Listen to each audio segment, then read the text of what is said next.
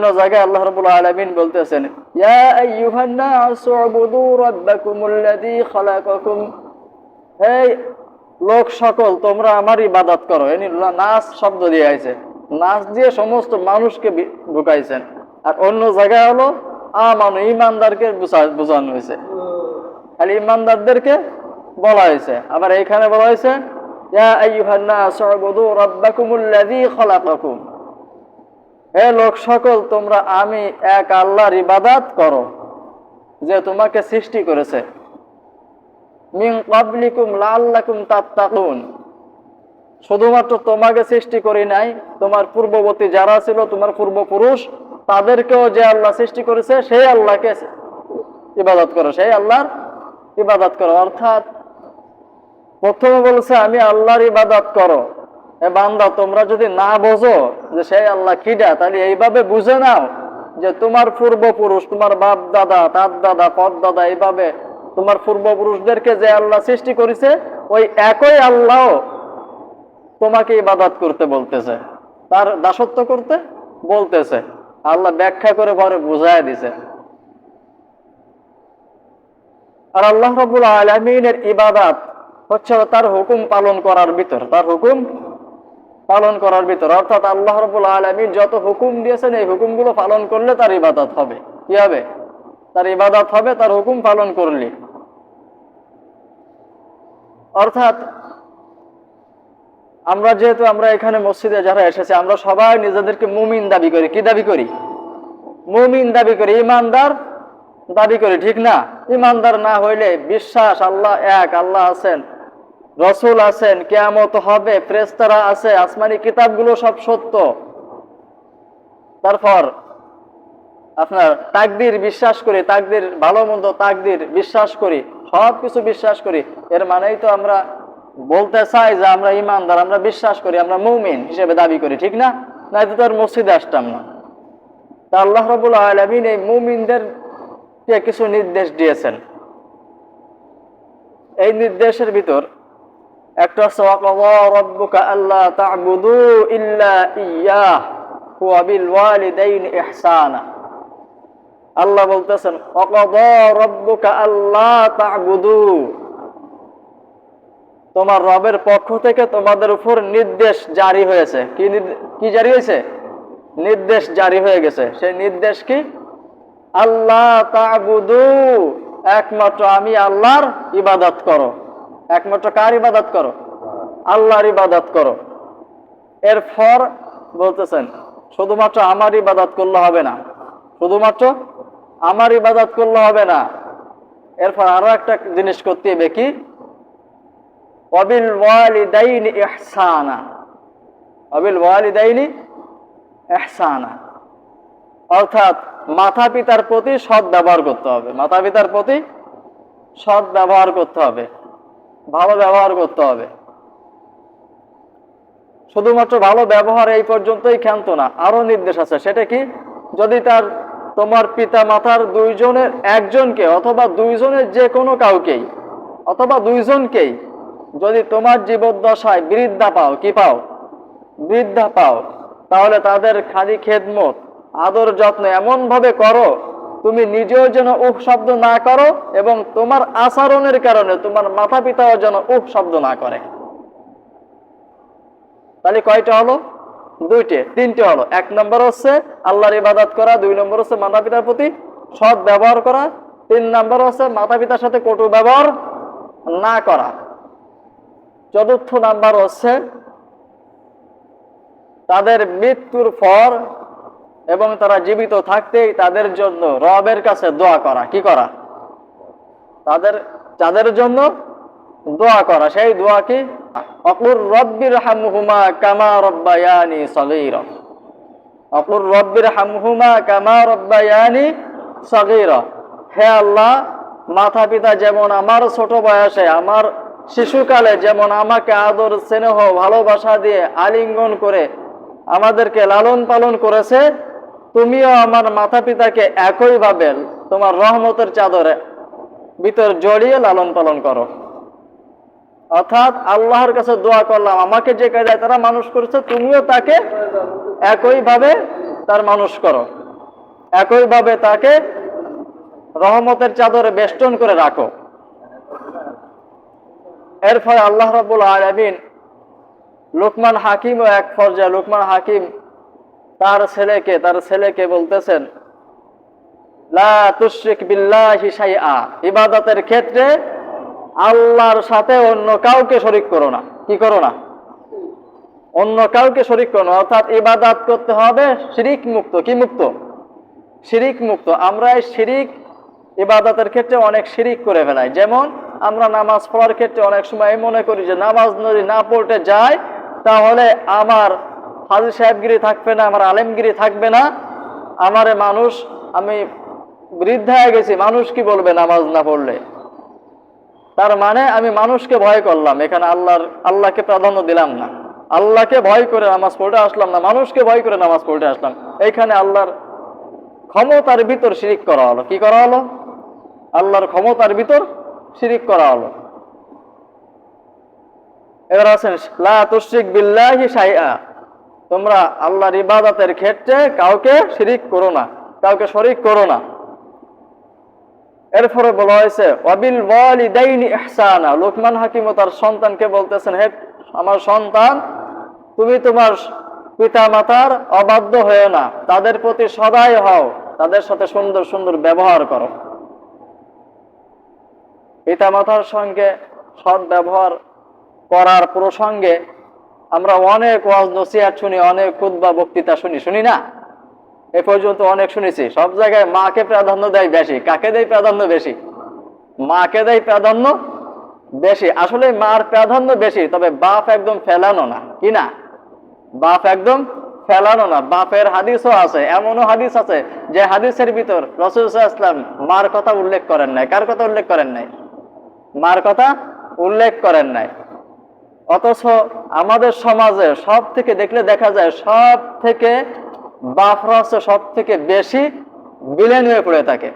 না পায় স্ত্রীর ভালোবাসা, না পায় সন্তানের ভালোবাসা, আর সন্তান আর স্ত্রী এদেরকে দেখাশোনা করতে গিয়ে নিজের মাতা পিতার প্রতিও খোঁজ খবর নেওয়ার সুযোগ থাকে না। মাতা পিতার কাছেও সন্তান খারাপ হয়ে যায়, অর্থাৎ স্ত্রীর কাছেও খারাপ, সন্তানের কাছেও খারাপ, মা বাপের কাছেও খারাপ। অর্থাৎ বাপ হয়ে গেছে মানে সে একজন একটা বিলেন হয়ে গেছে। কি হয়ে গেছে? বিলেন হয়ে গেছে বাপ। বর্তমানে এরকম একটা অবস্থা। বাপ সারাদিন সন্তানের জন্য খাটে, সারাদিন মাঠে ঘাটে কাজ করে চাকরিতে চলে যায়, চাকরিতে এসে দেখে সন্তান ঘুমাচ্ছে। ইচ্ছা করে যে বাপের সন্তানের সাথে দুইটা কথা বলি, এসে দেখে সন্তান ঘুমায় গেছে, আর ডাকে না। কি করে না? ডাকে না, যে সন্তানের কষ্ট হবে এই ভেবে আর ডাকে না যে ঘুমাক। অথচ এই সন্তান বাপের সাথে একটু মনোমালিন্য হলে এমনি বাপ খারাপ। অথচ মার গলা জড়ায় ধরে বলে, মা আমি তোমার খুব ভালোবাসি। কিন্তু জীবনে এমনও সন্তান আছে জীবনে একবারও বলে নাই, বা এই কথাটা কোন সময় এরকম আচার ব্যবহারও করে নাই যার দ্বারা প্রকাশ পায় যে বাপ আমি তোমার ভালোবাসি। আছে না? অথচ রাসূল সাল্লাল্লাহু আলাইহি ওয়াসাল্লাম হাদিসের ভিতর বলতেছেন, পিতা হচ্ছে জান্নাতের মাঝখানের দরজা। কোন দরজা? মাঝখানের দরজা। অর্থাৎ প্রথম দরজাতে ঢোকার পরে মাঝখানের দরজা যদি ক্রস না করো তাহলে জান্নাতে ঢুকতে পারবে না। কথার কথা উদাহরণের ক্ষেত্রে বোঝায়। তিনটে দরজা আছে। কয়টা দরজা জান্নাতের? তিনটে দরজা। ধরেন তিনটে দরজা আছে। প্রথম দরজা ক্রস করবেন ইমানের ক্ষেত্রে। কিসের ক্ষেত্রে? ইমান। আপনার ইমান আছে, এই ইমানের ক্ষেত্রে ইমান থাকার কারণে আপনি প্রথম দরজা ক্রস করবেন। দ্বিতীয় দরজা ক্রস করবেন মার কারণে, আর তৃতীয় দরজা ক্রস করবেন বাবার কারণে। তাইলে আপনি জান্নাতে ঢুকতে গেলে বাবাকে আপনার লাগবে। কাকে লাগবে? এই জন্য কোরআনে একইভাবে বলা হয়েছে ওয়াবিল ওয়ালিদাইনি ইহসানা। ওয়াবিল ওয়ালিদাইনি তাসনিয়া সিগা আসছে এখানে দুজনকে অ্যাড করেছে এই শব্দটার ভিতর। ওয়াবিল ওয়ালিদাইনি ইহসানা, অর্থাৎ তোমার মাতা এবং পিতা দুজনের প্রতি সুন্দর ব্যবহার করতে হবে। শুধুমাত্র মাথার কথা এখানে বলা হয় না, মাতা পিতা দুজনের কথা। কিন্তু মাথার সম্মান, মার সম্মান রাসূল সাল্লাল্লাহু আলাইহি ওয়াসাল্লাম 3 গুণ বেশি বাড়ায় দিয়েছেন হাদিসের ভিতর। কেন? কারণ বাপের থেকে মার কষ্টটা একটু তুলনামূলকভাবে বেশি, এই কারণে মার সম্মানটা 3 গুণ বেশি বাড়ায় দিছে। কিন্তু বাপের অধিকার কম না। সন্তানের প্রতি। রাসূল সাল্লাল্লাহু আলাইহি ওয়াসাল্লামকে একজন সাহাবী জিজ্ঞাসা করতেছেন, ইয়া রাসূলুল্লাহ, আমার কাছে সব থেকে সুন্দর ব্যবহার পাওয়ার যোগ্য, সব থেকে সুন্দর ব্যবহার পাওয়ার যোগ্য কে? রাসূল সাল্লাল্লাহু আলাইহি ওয়াসাল্লাম বলেন, তোমার মা। তারপর কে? রাসূল সাল্লাল্লাহু আলাইহি ওয়াসাল্লাম বললেন, তোমার মা। তারপর রাসূল সাল্লাল্লাহু আলাইহি ওয়াসাল্লামকে জিজ্ঞাসা করলেন, তারপর কে? রাসূল সাল্লাল্লাহু আলাইহি ওয়াসাল্লাম বললেন, মা। চতুর্থবার যখন জিজ্ঞাসা করলেন, তারপর কে? রাসূল সাল্লাল্লাহু আলাইহি ওয়াসাল্লাম বলেন, তোমার বাবা। কে? তোমার বাবা। 3 গুণ মার সম্মান বাড়ায় দিয়েছেন, কিন্তু অধিকারের ক্ষেত্রে দুজনের সমান, মা বাপ সমান, দুজনের সাথে সমান ব্যবহার করা লাগবে। এই জন্য বুদ্ধিমানের কাজ হচ্ছে মা বাপের যখন ঝগড়া হয় তখন সন্তান নিরাপত্তা পালন করবে। কি করবে?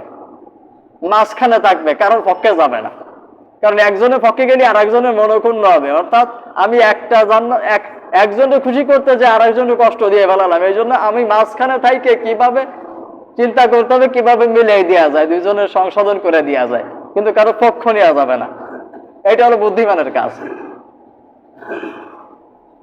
মাতা পিতার সঙ্গে খারাপ ব্যবহার করলে কি হবে? একটা হাদিস শোনায়। রাসূল সাল্লাল্লাহু আলাইহি ওয়াসাল্লামের কাছে একজন সাহাবী এসে বলতেছেন, ইয়া রাসূলুল্লাহ, ইয়া হাবিবাল্লাহ, আপনার প্রিয় সাহাবী আলকামা রাদিয়াল্লাহু তাআলা আনহু মৃত্যু শয্যায় শায়িত রয়েছে, তার গলার কাছে মৃত্যু চলে আসছে, তার মৃত্যু যন্ত্রণা শুরু হয়ে গিয়েছে। আমরা তার কাছে শিহরে বসে কালেমার তালকিন করতেছে, কিন্তু সে কালেমা পড়তে পারতেছে না।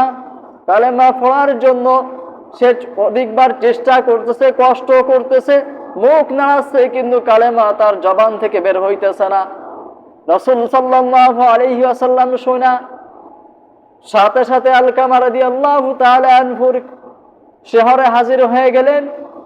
রাসূল সাল্লাল্লাহু আলাইহি ওয়াসাল্লামকে যখন আলকামা দেখলেন, রাসূল সাল্লাল্লাহু আলাইহি ওয়াসাল্লামের দিকে আলকামা তাকিয়ে আছেন।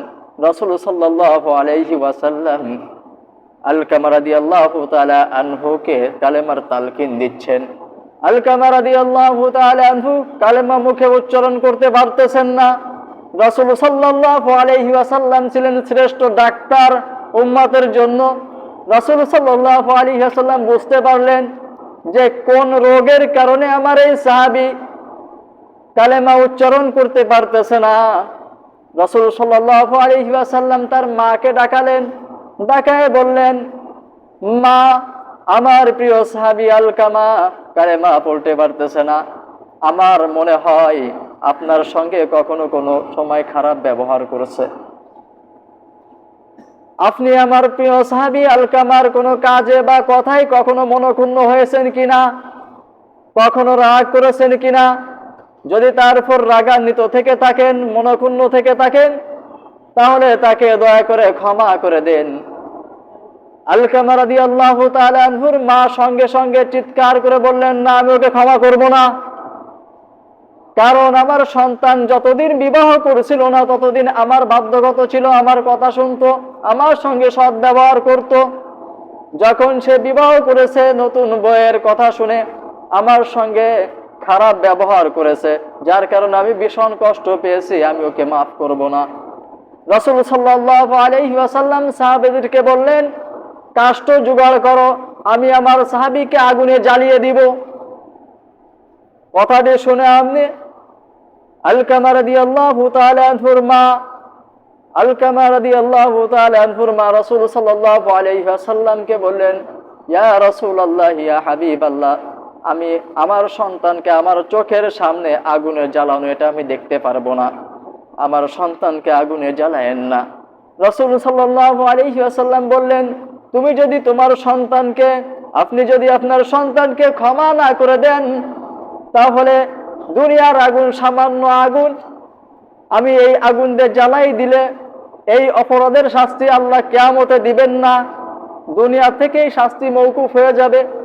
আর আপনি যদি তাকে মাফ না করে দেন আর এই অবস্থায় যদি সে মৃত্যুবরণ করে, তাহলে আল্লাহ রাব্বুল আলামিন জাহান্নামের আগুন দিয়ে তার এই অপরাধ মোচন করবেন, যার শাস্তি এর থেকেও 70 গুণ বেশি।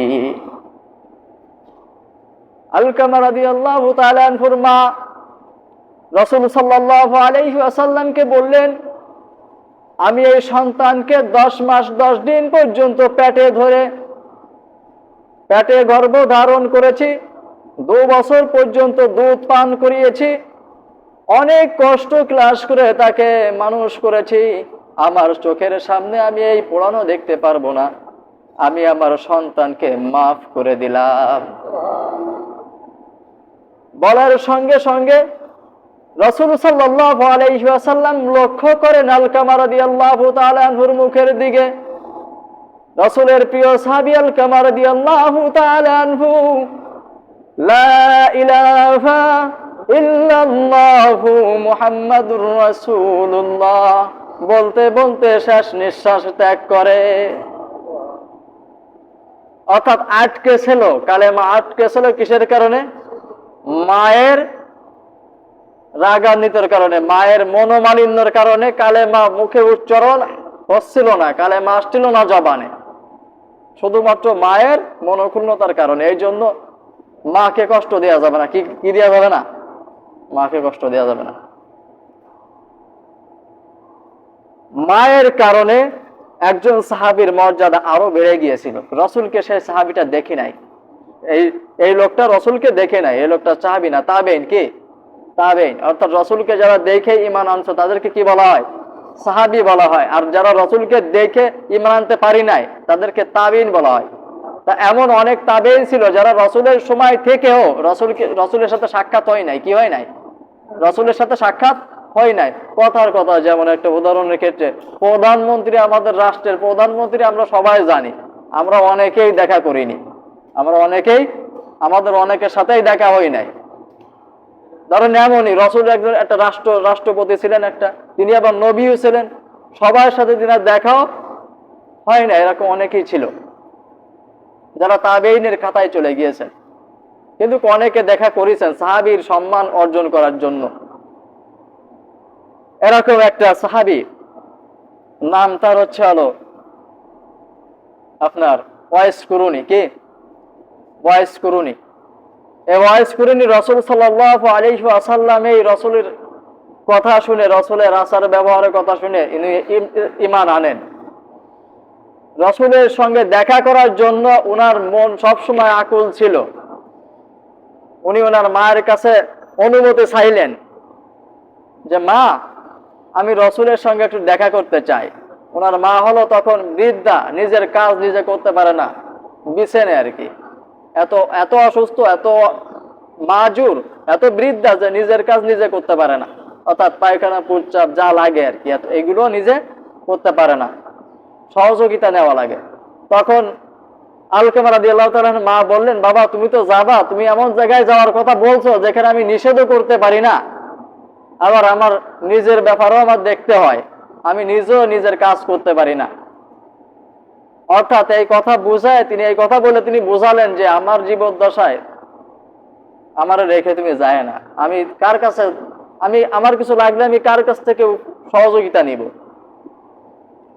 চিঠি লিখলেন রাসূলের কাছে যে, ইয়া রাসূলুল্লাহ, আমি আপনার সাথে দেখা করতে চাই, কিন্তু আমার মা বৃদ্ধা, আমি কি করব, আপনার অনুমতি।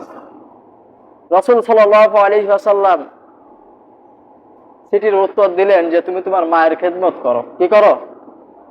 মায়ের খেদমত করো। উহুদের যুদ্ধে যখন রাসূল সাল্লাল্লাহু আলাইহি ওয়াসাল্লাম দান মুবারক শহীদ করলেন, এই কথা শুই না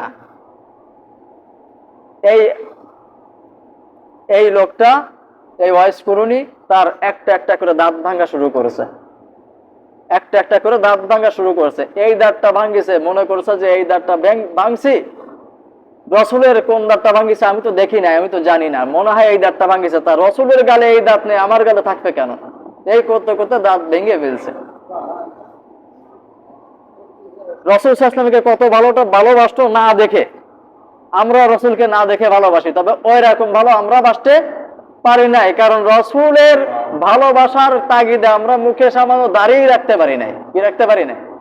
মুখে সামান্য দাঁড়িয়ে রাখতে পারি নাই, মিথ্যা কথা ছাড়তে পারি নাই, রসুলের আদর্শ ধরতে পারি নাই, রসুলকে ভালোবেসে। কিন্তু রসুলকে না দেখে ওই লোকটাও ঈমান আনছিল, তারা একটা একটা করে সমস্ত দাঁত ভেঙে ফেলছে।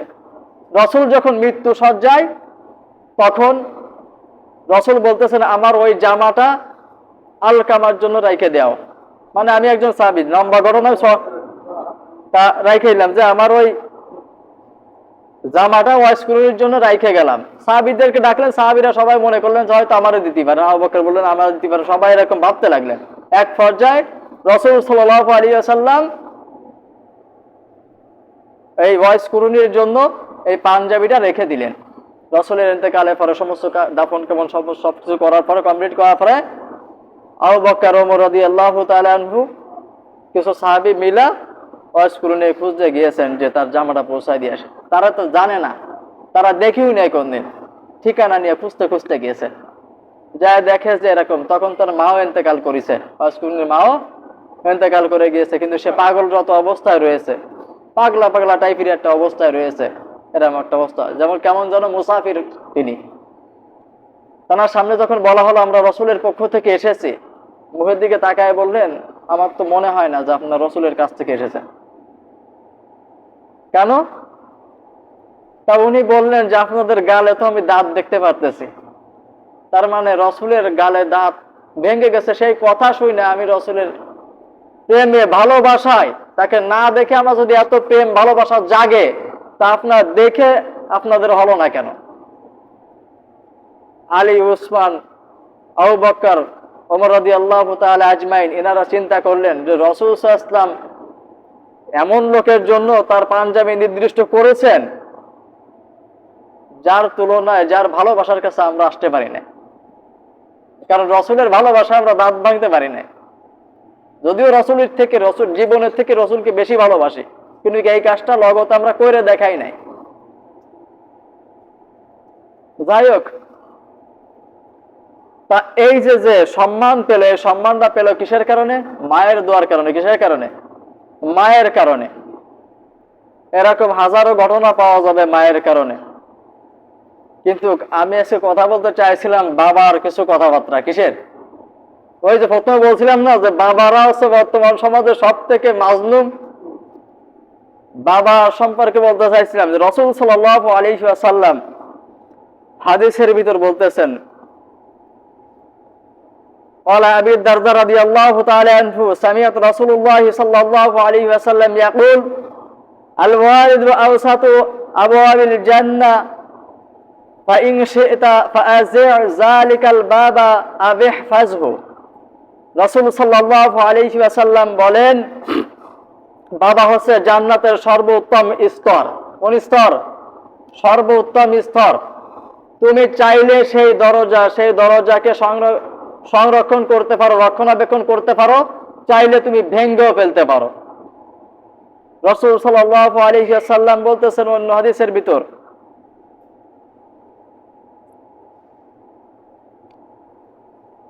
লা ইয়াজজি ওয়ালাদুন ওয়ালিদান ইল্লা আন ইয়াজিদাহু মামলুকান ফায়াশতারিয়াহু ফায়ুতিকাহু। কোন সন্তান তার পিতাকে, তার পিতার সম্পূর্ণ হক আদায় করতে সক্ষম নয়, তার পিতার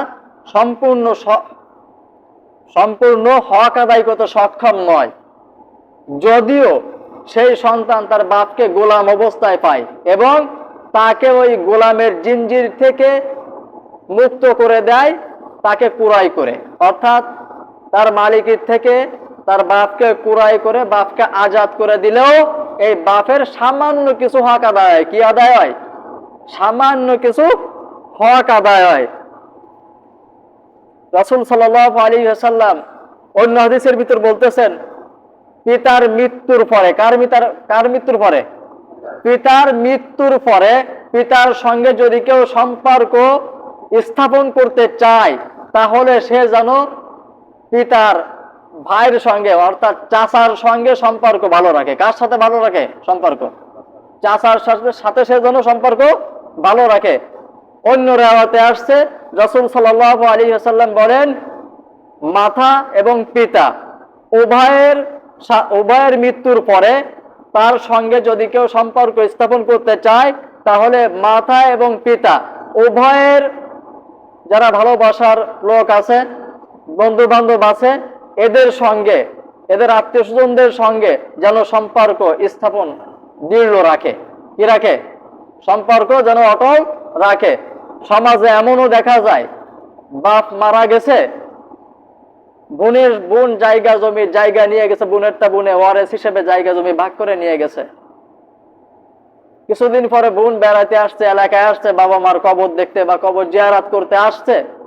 কবর জিয়ারতের কবরের পাশে আমার বড় ভাইয়ের বাড়ি, ওই বোনের বাড়ি, অর্থাৎ ওই বাড়িও যাওয়ার মতো সৌভাগ্য ওই বোনের নাই।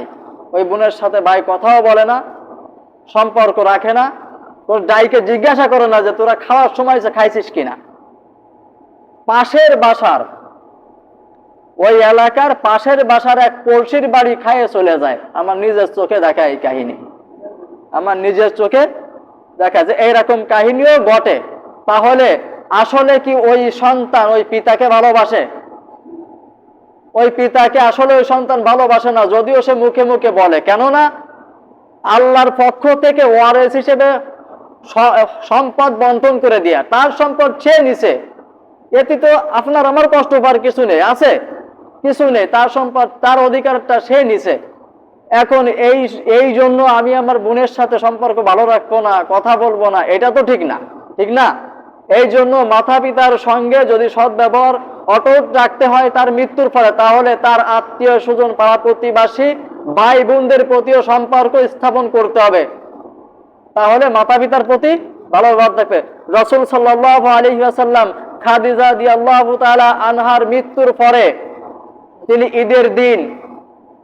ঈদের দিন বা যখন কোনো বকরি জবাই করতেন, তখন রাসূল সাল্লাল্লাহু আলাইহি ওয়াসাল্লাম সবাইকে বন্টন করে একটা ভাগ রাইখে দিতেন। এই একটা ভাগ রাসূল সাল্লাল্লাহু আলাইহি ওয়াসাল্লাম বিভিন্ন পুটলাই করে এলাকায় ঘুরতেন যে খাদিজা রাদিয়াল্লাহু তাআলা আনহার কোনো বান্ধবীর সাথে দেখা হয় কিনা, খাদিজা রাদিয়াল্লাহু তাআলা আনহার কোনো আত্মীয় স্বজনের সাথে দেখা হয় কিনা। মদিনার গলিতে গলিতে খুঁজে বেড়াতেন রাসূল সাল্লাল্লাহু আলাইহি ওয়াসাল্লাম। এইটাই প্রমাণ করে যে খাদিজা রাদিয়াল্লাহু তাআলা আনহার সঙ্গে রাসূল সাল্লাল্লাহু আলাইহি ওয়াসাল্লাম মৃত্যুর পরও সম্পর্ক অটুট রাখতে চান, ঠিক না?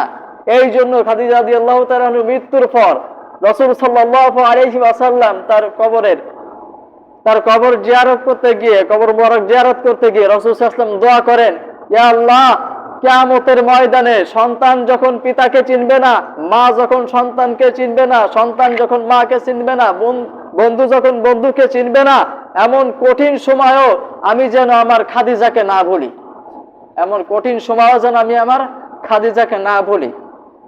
যার জাবিনদার একমাত্র রাসূল সাল্লাল্লাহু আলাইহি ওয়াসাল্লাম হয়ে যান, তার আর কি প্রয়োজন আছে?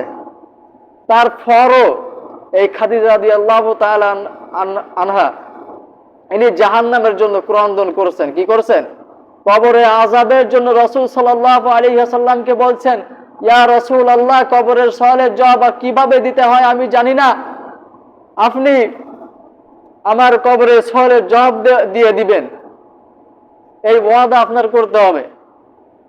রাসূল সাল্লাল্লাহু আলাইহি ওয়াসাল্লাম খাদিজা রাদিয়াল্লাহু তাআলা আনহার ইন্তেকালের পর রাসূল সাল্লাল্লাহু আলাইহি ওয়াসাল্লাম কবর জিয়ারত করে সবাই চলে গেছেন। রাসূল সাল্লাল্লাহু আলাইহি ওয়াসাল্লাম খাদিজা রাদিয়াল্লাহু তাআলা আনহার কবরের দ্বারে গিয়ে দাঁড়িয়ে আছেন। কোন ফেরেশতা আসে না, মুনকার নাকির আসে না, জিবরাইল আলাইহিস সালাতু ওয়াস সালাম এসে হাজির।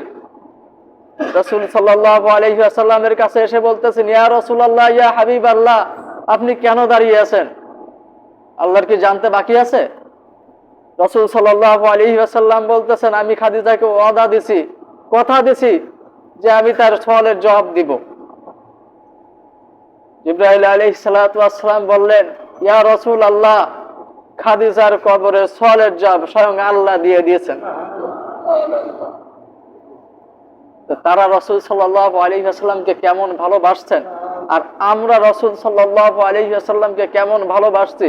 তারা রাসূল সাল্লাল্লাহু আলাইহি ওয়াসাল্লামকে ভালোবেসেও কবরের আযাব থেকে মাফ পাবেন এমন বিশ্বাস, এমন ধ্যান ধারণা তাদের ছিল না।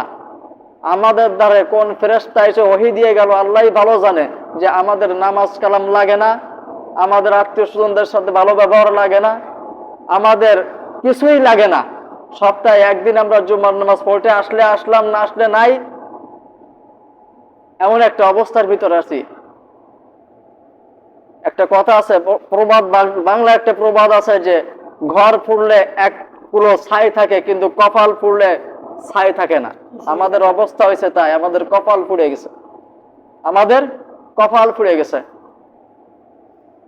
আল্লাহ রাব্বুল আলামিন যে কথাগুলো বললাম, আমার মূল মেসেজ ছিল যেটা, সেটা হচ্ছে হলো, একটা হচ্ছে হলো উবুদু রাব্বাকুমুল্লাযী খলাকাকুম। এক নম্বর হচ্ছে আল্লাহর ইবাদত করা। কার ইবাদত করা?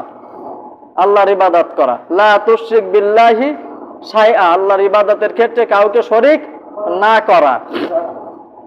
দুই নাম্বার হচ্ছে ওয়াবিল ওয়ালিদাইনি ইহসানা। ওয়াবিল ওয়ালিদাইনি ইহসানা, মাতা পিতার প্রতি সৎ ব্যবহার করা, তার মৃত্যুর পরও। তার মৃত্যুর পরে কিভাবে করতে হবে সেটা, সেই বিষয়ে বিস্তারিত কিছু আলোচনা করেছি, যেহেতু টাইম নাই। এরপরে হচ্ছে হলো যে মাতা পিতার আত্মীয় স্বজনদের সঙ্গে ভালো ব্যবহার করা। আর তৃতীয় নাম্বার হচ্ছে হলো কবরের ভয় করা। কিসের ভয় করা? মৃত্যুর স্মরণ করা। এই কয়টা কথা, এই সমস্ত কথার মূলই যেটা বলা হয়েছে, মৃত্যুর ভয় করা। এই একটা ভয় যদি আমাকে থাকে, এই একটা চিন্তা চেতনা যদি আপনার আমার দিলের ভিতর বসাতে পারে, তাহলে আমাদের আর কোনো সমস্যা হয় না। আর কোনো পাপের কাজ আমাদের মন চায় না যে আমরা এই পাপের কাজটা করি, আমরা এই গুনাহের কাজটা করি, মনে চায়। যেই লোকটা শুনবে যে তার আজকে জুম্মার নামাজের পর, অর্থাৎ 10 মিনিট পরে তার ফাঁসি হবে, 10 মিনিট পরে তার ফাঁসি হবে, তার মন মিজাজ কেমন থাকবে? তার কি দুনিয়ার আর কোনো চিন্তা চেতনা তার থাকবে? তার আর কোনো চিন্তা চেতনা থাকবে? তা আমরা যদি এইরকম মনে করি যে মৃত্যু আমাদের পিছনে আছে, তাহলে আমাদের চিন্তা চেতনা এতটা খারাপ হবে না। আল্লাহ রাব্বুল আলামিন যে কথাগুলো বললাম পালন করার তৌফিক দান